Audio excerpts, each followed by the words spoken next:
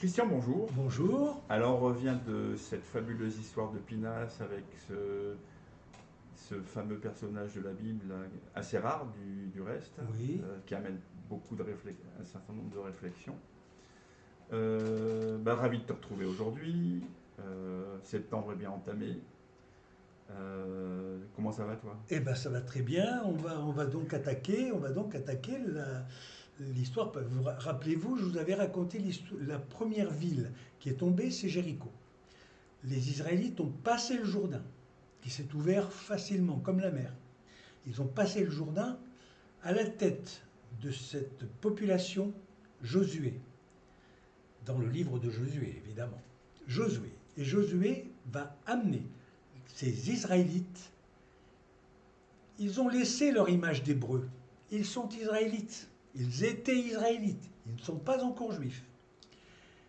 Ces Israélites passent le Jourdain, attaquent la ville de Jéricho, font tomber les murs de Jéricho. Une fois que la ville de Jéricho leur réputation commence à se faire. À se diffuser, ça. Tous les rois de cette région, il y a 70 rois, c'est tous les rois de cette région s'inquiètent. Qu'est-ce que c'est que cette population soutenue par leur Dieu qui gagne absolument toutes les batailles? Et ils vont se présenter devant la ville de Haï. Mais comme ils ne se sont pas bien comportés, Hachem, c'est-à-dire Dieu, ne leur donne pas la première victoire. Et c'est par un stratagème qu'ils vont reprendre. Je ne vais pas rentrer dans les détails, c'est trop compliqué. Par un stratagème, ils vont prendre la ville de Haï. Et là, pas très loin de là, il y a les Gabonites, Gabaon. Et les Gabonites sont pris de terreur. Et qu'est-ce qu'ils font? Ils se déguisent en pauvres personnes, ils prennent des vieux ânes, on prend des vieux habits, du pain sec, et on va se présenter chez les Israélites. Et ils vont se présenter en leur disant, écoutez, nous, ce qu'on voudrait, c'est, on a entendu parler de vos armées qui sont imbattables, on voudrait que vous nous protégiez, tout ça. Et au bout de 3 jours, les Israélites leur donnent à manger, tout ça. Et au bout de 3 jours, on s'aperçoit que ces Gabonites ont menti. Parce qu'en fait, Gabaon est une ville qui n'est pas très loin qui est en Syrie, hein, et qui n'est pas très loin de Jérusalem.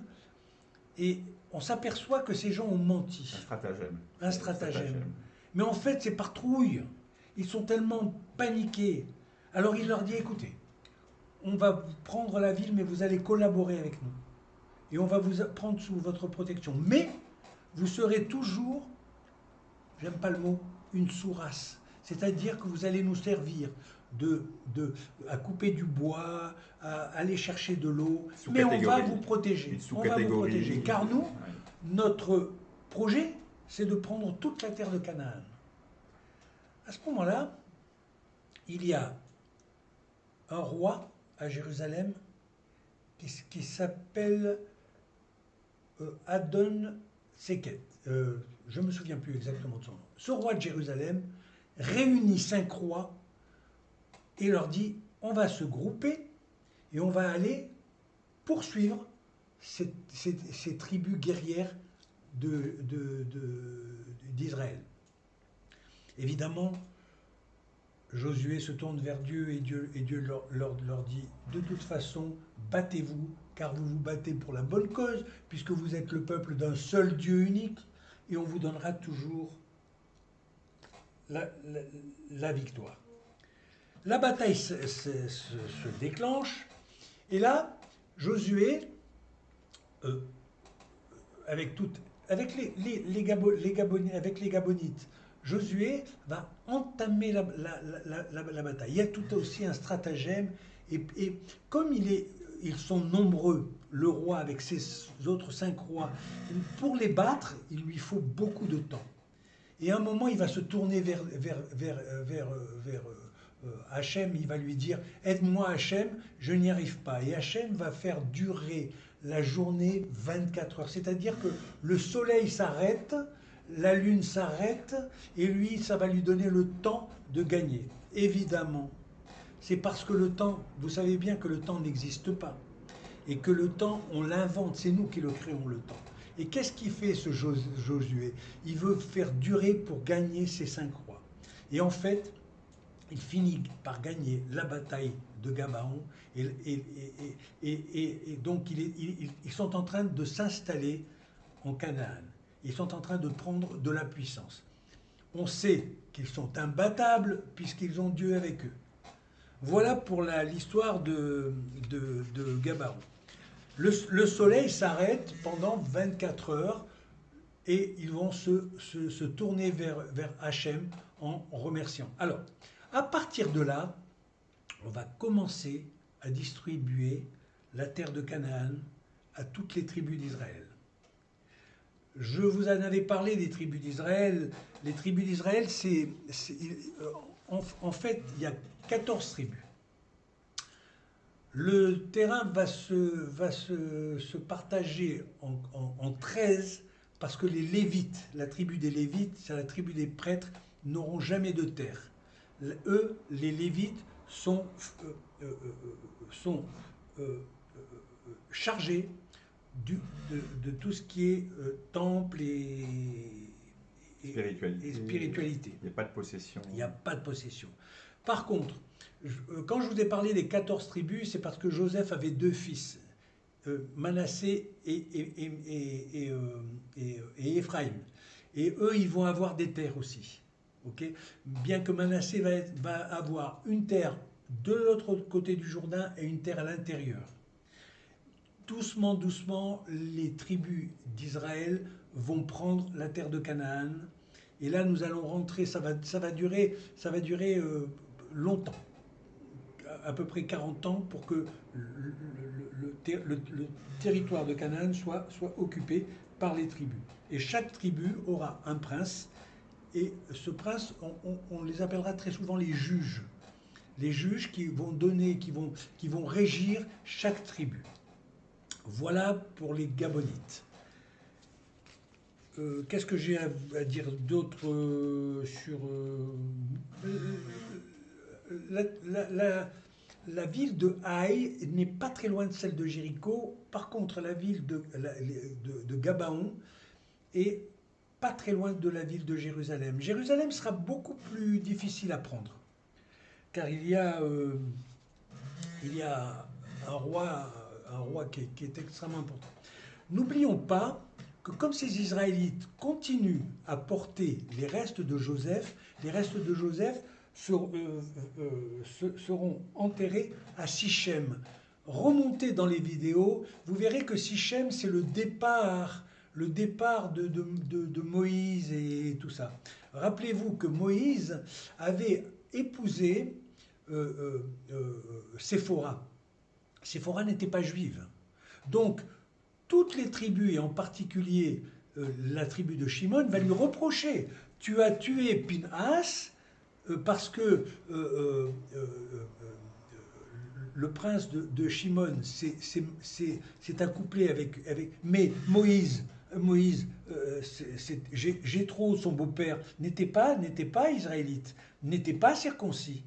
Okay, et tu as épousé Séphora. Et on va faire ce reproche.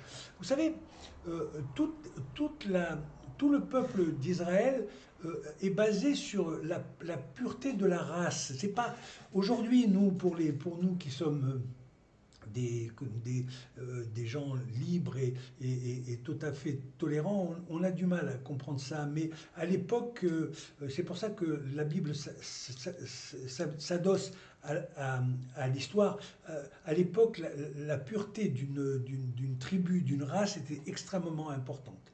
Donc voilà, donc on va reprocher, attention, parce que je vous ai raconté l'histoire de Pinhas, mais Pinhas c'était le neveu de Moïse, le neveu, puisque Aaron était le frère de Moïse et que Aaron était le grand-père de Pinhas, Pinhas était le neveu. Donc vous voyez que toutes ces familles se marient entre eux. Et Jéthro en particulier, qui avait recueilli Moïse, rappelez-vous, il avait recueilli Moïse. Il n'était pas juif.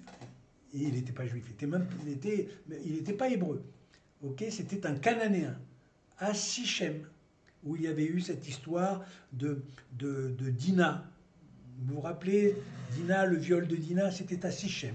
Donc voilà, donc ces gens vont rentrer. Josué va mourir à 110 ans.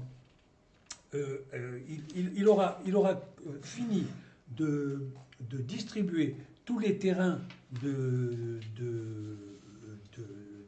de Canaan à Israël. Et voilà. Quelle est la différence entre une nation et un peuple? La nation, c'est quelque chose qui est relié par le même idéal. Alors qu'un peuple, c'est simplement des gens qui vivent dans le même pays. Voyez la différence entre le peuple et la nation. Hein, aujourd'hui, on se pose des questions, puisque nous sommes aujourd'hui en train de nous poser des questions. On ne fait plus nation. On ne fait plus nation. Il y a des peuples qui vivent les uns à côté des autres, et tout le monde, qui que ce soit, on est en train de se rendre compte que nous sommes en train de diviser une nation, et qu'on est en train de coller peuple et peuple différents. Donc aujourd'hui, je sais par définition qu'il est en train de se creuser à l'intérieur d'un territoire. Il y a une grande faille qui est en train de se faire avec des peuples différents qui ne font pas nation. Voilà ce que j'ai à dire sur Gabaon.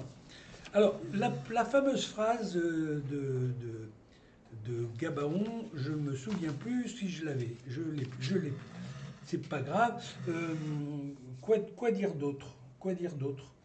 Non. Bon, je dis, je n'ai pas de phrase pour Gabaon. Ah oui, j'en ai une. Alors que la guerre fait son retour dans les consciences et dans l'imaginaire collectif, peut-on accorder à la guerre un mal? Qu'est-ce que la guerre juste? Est-elle encore applicable dans le monde raisonnable et est-elle morale? Je vais vous la relire parce que je trouve que cette pensée est importante pour nous.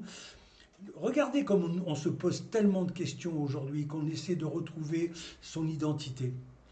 Alors que la guerre fait son retour dans les consciences et dans l'imaginaire collectif, peut-on accorder une force à la guerre comme un mal? Qu'est-ce qu'une guerre juste? Est-elle encore applicable dans le monde raisonnable? Et est-elle morale? Voilà pour l'histoire de Gabaon. Et j'en ai terminé. On vous invite, comme d'habitude, à appuyer sur les pouces. Si Mais tu n'as pas de questions à me poser sur Non, particulièrement. Il y a beaucoup de choses sur ce qui fait nation, qui est un débat en même temps actuel sur l'Europe, puisqu'on est en plein dedans actuellement. Bien sûr. Sur des problématiques d'identité. Et on vient, comme disent les Anglais, on the top of that, on vient de rajouter des notions de wokisme, de genre, de genrisme. Et alors à ce niveau-là, on a beaucoup de questionnements. C'est comment on peut construire une société de cette manière-là, de manière harmonieuse, communauté, pas communauté, intégration, désintégration. C'est un domaine assez compliqué. On en avait parlé, comment peut-on intégrer des gens qui ont une culture simple, faite sur l'homme, la femme, et nous, en France, nous ne savons plus si c'est un homme, si c'est une femme, évidemment. Tous ces gens qui rentrent sont perdus. Ils sont perdus. Ils n'ont pas de garde-fou. Et là, ils se demandent qu'est-ce que c'est que cette société où on ne reconnaît plus une femme, on ne reconnaît plus un homme. Effectivement, ce ne sont que des opinions personnelles. Avec des réflexions, hein, en fait. Mais il y a des réflexions, Alors, est-ce qu'il faudra revenir pourquoi je vous raconte ces histoires de Bible, tout ça? Parce qu'en fait, évidemment, ce ne sont que des schémas. Mais une société peut faire nation que si elle a des garde-fous Voilà. Et c'est pas parce que des valeurs communes, des valeurs communes. C'est pas parce que nous ne sommes pas d'accord avec tout ce qui se passe actuellement que nous sommes d'extrême droite. Ou non, non, pas du tout. On se pose des questions. Au contraire, nous sommes des humanistes. On attend beaucoup mais évidemment on va les accepter ces gens-là, mais ça sera extrêmement difficile parce qu'on ne leur donne pas l'image qu'ils attendent de nous. C'est pas évident. Moi, j'ai une double identité, comme tu le sais, Christian. Et j'ai réussi à me construire malgré tout. Au contraire, c'est une grande force. Ça donne une force de passer d'un système à l'autre, ou de plusieurs systèmes à l'autre. Ça évite... alors, pourquoi j'ai réussi à le faire? Ça, c'est un mystère. Est-ce que tout le monde est capable de le faire? Probablement, probablement pas. Autour de moi, j'ai des personnes qui sont sur des replis identitaires, où ils s'enferment dans des replis identitaires, qui se radicalisent même. Enfin, vu de mon point de vue, c'est des positions radicales qui ne le sont pas pour elles. Donc, j'observe. La difficulté, c'est de discuter. On est sur des points de vue. Est-ce que tout le monde est en mesure de comprendre, de discuter et de rapprocher? C'est une question. C'est la question. Alors, pour moi, la réponse, elle est là. La majorité de notre civilisation se pose des questions et la majorité ne supporte pas cette situation. Il y a une minorité de gens qui essaient de nous faire avaler quelque chose d'inacceptable pour nous et qui nous condamnent à des postures. Le problème, il est là. Maintenant, c'est bien dommage, nous avions une culture, nous faisions nation, mais nous ne le faisons plus. Voilà ce que je pense. C'est pour ça que quand je vous raconte cette histoire de la Bible, il faut en prendre que des images et de les interpréter. Les interpréter, c'est tout. Et nous vivons en France en nous demandant comment ça se fait que dans cette Bible, où on nous parle que de guerre et de crimes, et qu'on essaie au contraire d'aller vers le bien, le mal, et effectivement... C'est un monde en construction, c'est un monde en construction, des civilisations en construction. C'est un monde en construction, je pense, voilà. Ça passe probablement par là, c'est forcément... c'est ce fameux cycle de création, déconstruction, destruction, et on a toujours affaire à ce cycle cycle-là. Hein. Et même à titre personnel, parfois on doit détruire les murs. On doit les détruire. Absolument. C'est ça que ça veut dire. On doit les détruire. Bien sûr, faites tomber les murs intérieurs. Oui. Et c'est bien de les détruire. Et pas seulement les murs intérieurs, les murs de nos sociétés. Les sociétés, et puis il y a des murs secrets. Il y a des murs qu'on a construits, qui sont érigés, qui sont dans nos temples intérieurs, et avec des pièces parfois qui sont même secrètes ou cachées. Celles-ci sont peut-être plus importantes que les autres. Et alors, il y a tout un art, il y a tout un art de le travailler. C'est pour ça qu'on a que la spiritualité nous permet de reconstruire. On peut se poser aussi des questions sur ce sujet pour les Gabonites qui se sont soumis pour éviter la guerre. C'est pour ça que je vous ai sorti cette phrase-là. La guerre est le retour, on est en pleine guerre. D'ailleurs, notre président, il l'a dit, nous sommes en guerre. Alors lui, je ne sais pas de quel côté il est, mais voilà. Mais aujourd'hui, les Gabonites, on peut se poser des questions. Pourquoi les Gabonites se soumettent? On a voulu nous dire, dans cette Bible, on a voulu nous dire quelque chose. Une intelligence, voilà. Ils ont préféré se soumettre plutôt que de... Voilà. Alors on dit, un mauvais compromis vaut mieux qu'une bonne guerre. Et puis après, de l'intelligence... on peut partir du principe que la terre n'appartient à l'homme, à nous tous. Mais pas seulement à nous tous, aussi aux animaux, aussi à la végétation. Voilà. On s'est accaparé cette terre, justement. Alors allons chercher pourquoi. Parce que, en fait, pourquoi les Israélites ont pris la terre de Canaan? Il y avait déjà des gens là-dedans. Et aujourd'hui, le problème, il est là. Non, toujours. Il est là. Alors, eux ont pour leitmotiv, c'est écrit dans la Bible, nous sommes chez nous. Il y a des gens là-bas sur place, il y a des gens. Voilà. À la prochaine vidéo, je vous parlerai de Samson et Dalila. c'est très intéressant parce qu'aujourd'hui, et on va arrêter là-dessus, aujourd'hui, on peut se poser la question, pourquoi Gaza n'est pas occupée? Parce que dans la Bible, les Philistins n'ont jamais lâché Gaza. Donc, les Israélites d'aujourd'hui, les Juifs d'aujourd'hui, ne prennent pas Gaza. Par contre, ils veulent prendre tous les territoires qui étaient marqués dans la Bible, comme je vous ai parlé tout à l'heure, de l'autre côté du Jourdain, les tribus s'étaient installées. Mais aujourd'hui, ils ne prennent pas Gaza parce que Gaza n'est pas marquée dans la Bible.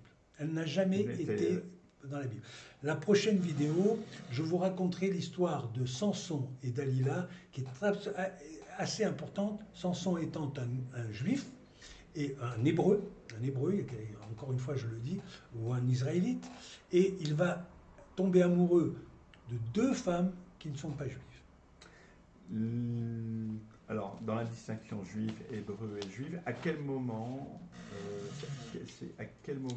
naît on va dire, judaïsme? Il y a un événement important où ça s'est fait Oui, absolument. Ils vont prendre toute la terre de Canaan. Elle va devenir Israël. Et cet Israël-là, quand on prendra Jérusalem, on prendra la Judée. Et quand la Judée sera prise, à ce moment-là, les territoires de Judée, mais bien plus tard, sous le roi Josuas, on va devenir juif. Oui, à ce moment-là. À ce moment-là. Quand, en fait, cette partie sera unifiée. En fait, bien sûr, puisqu'il y aura deux pays, il y aura Israël dans le nord et la Judée dans le sud. Et là, on devient le mot juif, si vous voulez. Pourquoi? Parce que juif, ça vient de Josué et Juda. Voilà. Mais à tout moment, ils sont israélites, puisque quand ils sont partis de Canaan, ils étaient israélites. Israël, Jacob. C'est Jacob qui s'appelle Israël. Israël. Ensuite, on va passer en Égypte, où ils seront hébreux et barus, les indésirables. Ensuite, ils vont errer pendant 40 ans dans le désert. Et là, ils sont hébreux, de descendance israélite. Et quand ils rentrent en terre de Canaan, ils redeviennent israélites. Et c'est là